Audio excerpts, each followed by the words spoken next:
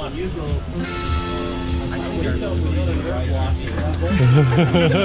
play the game. We weren't allowed to.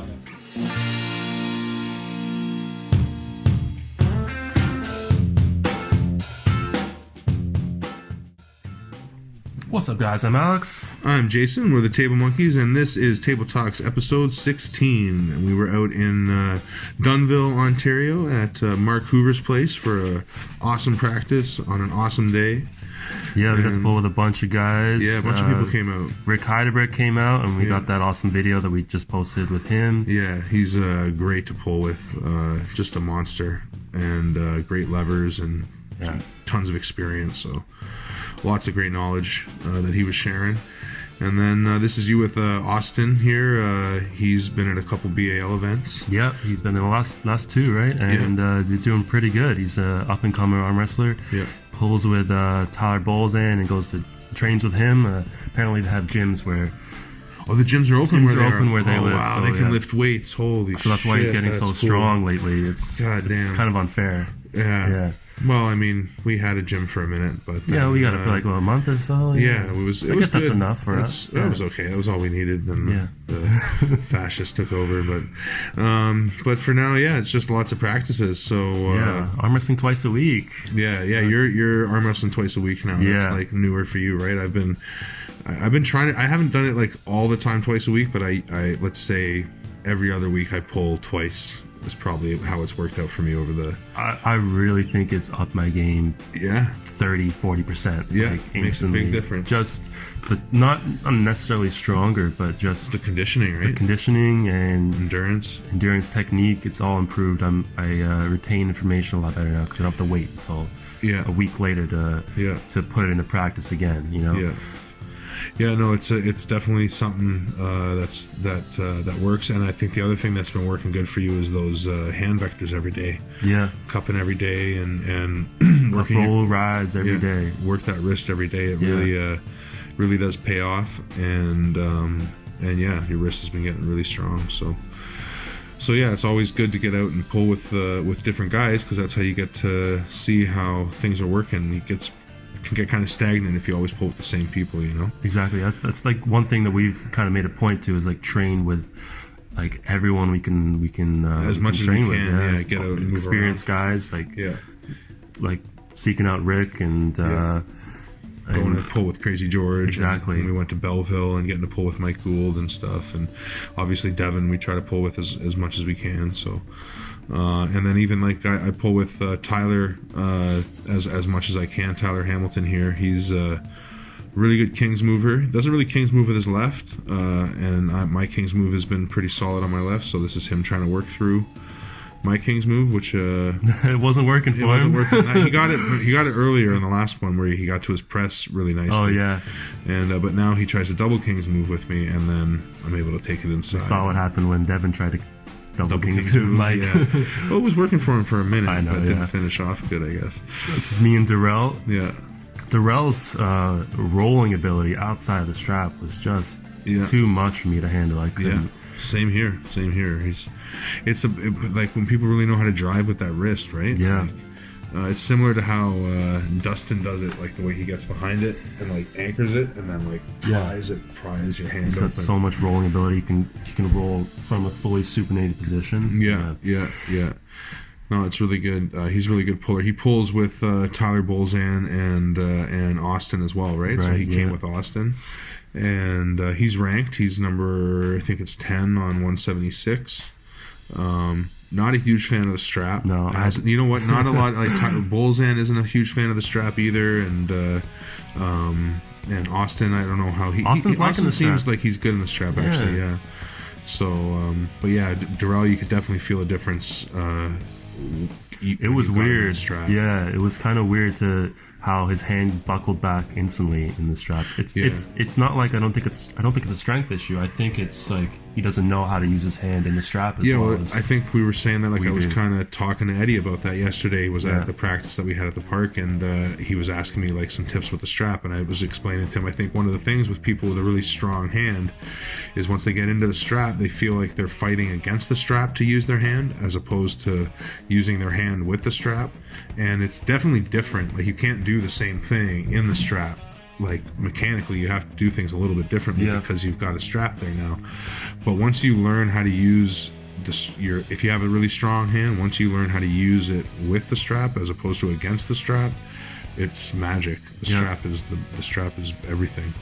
And I think it's people that don't get that yet that think that, like, arm wrestling in the strap isn't arm wrestling for some reason. It's still so much about the hand. In the strap, you know?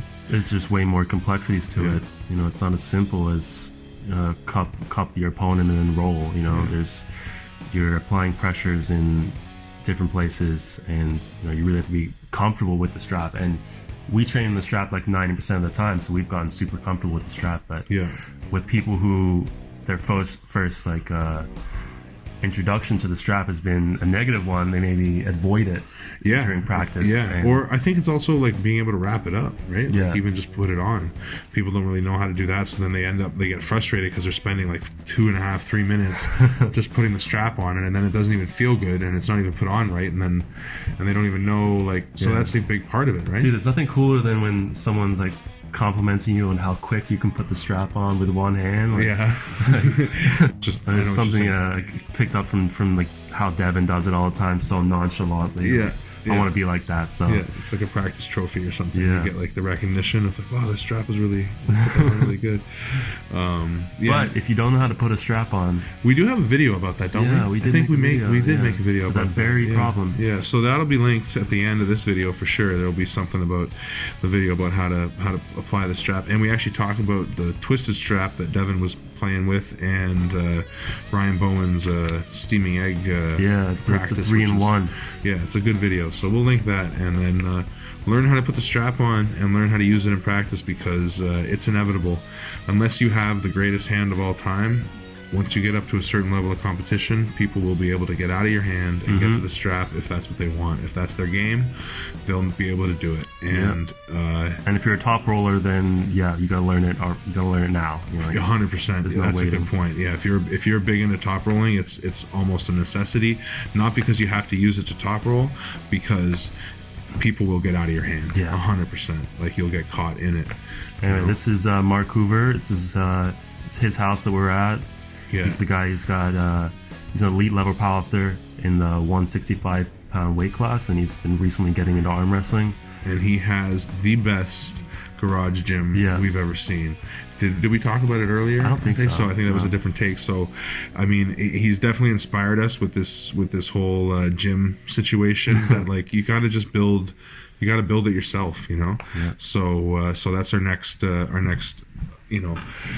goal is to build a garage gym about 10% as good as the one he has, because his is just absolutely epic. And all the greatest arm wrestlers have their own gym. Rick was saying that. He was making the point, and it's just even the way you have to train for arm wrestling. Like you were saying, like, what's the point of, for you, like, it's a half hour to get to Fortis and a half hour back. There's no way you're going to go to Fortis to do a half hour hand vector circuit, you know? Like, you're going to figure out how to do that at home, and you're going to do it at home, and that's all there is to it. Especially if I want to do it multiple times a day. That as well. And if you have to travel like that to the gym, there becomes a point where you have to do so much, like such a huge workout in the gym, because you're trying to cram it all in, that half the workout is useless, because you're so fatigued at that point that you're not really getting good work out of it, right? So I think of all the things back and forth, it is true that the idea of training throughout the day, you know, small sets continuously throughout the day, or small workouts continuously throughout the day. I think for arm wrestling, maybe it is the most effective. I think it's kind of like that mechanic strength that we've talked about a while ago, like how you get strong with small movements that you do repetitively over time and just build up. Like, if you're doing some kind of arm wrestling training steadily throughout the day, what's like over time that builds up and you just get crazy strong, and that's how you get these mechanics that come out of nowhere and they have crazy strong hands. Well, and you can also like it doesn't, like the way Rick trains and stuff, you can undulate your intensity in a huge way too. So you don't have to, just because you're working out all day, like difference doesn't mean that they have to be like recovery sets or like you're trying to build up tons of volume. You can build up like 8 singles in a day, and have, or 5 singles even in a day, or 5 triples or whatever it is, but because you want to do rise, cup, roll, supinate, back pressure, side pressure, let's say you want to hit all those angles, well, you're not going to do a workout 5 sets of each, but then it becomes too much. So if you do 4 workouts and you do 2 of each and you do the 5 sets, you know what I'm saying. Then they're each like 30 minutes long, and you're only killing one part of your arm at a time and then giving it a bit of time to recover, so you can go pretty hard in each session. And then that's a lot more like arm wrestling or arm wrestling at a tournament, where you don't know what the gap is between pulls sometimes, especially when you get to the big ones, when it's like the triple elimination and all that stuff. And when they do the style where they go down, like at Pulling for Veterans, they did that, and that was weird, where they got you to the top 4 and then the top 4 pulls later. So they go through all the classes, they established all the top 4s, and then all the top 4s go again. Like, they have their own separate tournament after. And so that means you have to like pull to a high intensity, make it to top 4, and then be able to rest and come back and pull again at that high intensity. So it just adds to why you would want to train that way. It makes a lot of sense. Yeah. So we got to get our own gym. I think we got to build our own gym. I think that's definitely what's happening. And unfortunately, because rent in Toronto is retarded, I don't think we're going to be having any like serious private space to ourselves. So we're probably going to go real MacGyver style and build ourselves a propane heated garage gym. We train like Rocky in our sweaters. Exactly. And sledgehammers. Tubes. Yeah, exactly. Yeah. It's going to be good. It's going to be a good winter of training. And I'm going to have a lot of recovery to do. I got a big surgery coming up, so I'll be off the intense training for a while. So it'll be good to have like somewhere that I'm not enticed to go too hard, you walk into Fortis and you see someone squatting 500 pounds. Yeah, you're like, well, I have a new stomach now. Maybe I can squat. And it's like, no, a little early, asshole. Yeah. So it might be a good idea to not have those temptations. But either way, it's definitely the way to go if you're going to arm wrestle, is train as often as possible and do it at home. It's the best way to do it, So here we are here I am with Darrell again, and you get a little King's move action. Yeah. I was trying to avoid the King's move for him on my left. I do give it to him at one point. This is me doing the Houghton setup and my Houghton high hook, as I call it, courtesy of Senor Dustin. But then he just gets that gap. I totally left it. I left it open. I'm so mad at myself there. I'm like, God damn it, that was stupid. Because I felt like, totally good, like totally in control. That the Dustin, like the Houghton high hook setup that I'm talking about, whatever. It's not very defensive. No, because you can't let him hit. It's very dependent on the hit, which is interesting because they, like, he says that's how his dad is a little bit and everything. This time I King's move him full on hardcore King's move, but so George definitely helped my King's move a lot. Like the couple little tips he gave me of which way to pull and the idea of constant pressure has definitely improved it a lot. You know? So. And we'll be pulling with Crazy George next week too. Yeah, I'm gonna go pull with him again next week, so hopefully I can show them some improvements and suck up some more knowledge. Yeah, the thing is that they don't really pull with their left hand out there. They're like anti-left-handies, and they're anti-leftists out there as far as the arms go. But they're only pulling with their money arm out there. Yeah, they only pull with the right arm. Really, there's a couple guys that do pull left, but they're always like, anybody who I'd be looking for respect with, they're not going to care about my King's move on my left. No, I'm really happy with how I was dealing with Tyler's King's move. Yeah, and he would. Your wrist, man. The hand vectors every day, as we were just saying, it's fucking paying off. Like he couldn't do much with your wrist, and that's his specialty, is cracking wrists with especially with his right arm. Like he's able to hold that pronation, and I think I don't know if like because the lever's different. Like you're used to dealing with my King's move, that you were able to deal with it so well, but I mean, just dominating it. I think so, because I just get my elbow to the front of the pad, right in the top corner, and make sure to keep your hand behind his hand, right? Yeah, and I don't lose that. I don't lose my cup, and I just supinate really hard. And you use the strap, like you push into the strap to force his cup, right? Yeah, so that he can't kick back and pronate. But this is a good match. Enjoy it, and like the video. If you like the video, comment, leave feedback. Mark is out. Back pressure. Awesome. Back pressure. We're on the outside there. Oh, now it's a match. Back pressure out there. Back pressure. Nice, good match, guys. Always coming on. Alex gonna go in with him? That's right. When I tried to do Trying to pronate too. Trying to cup. Good match, guys. Great match.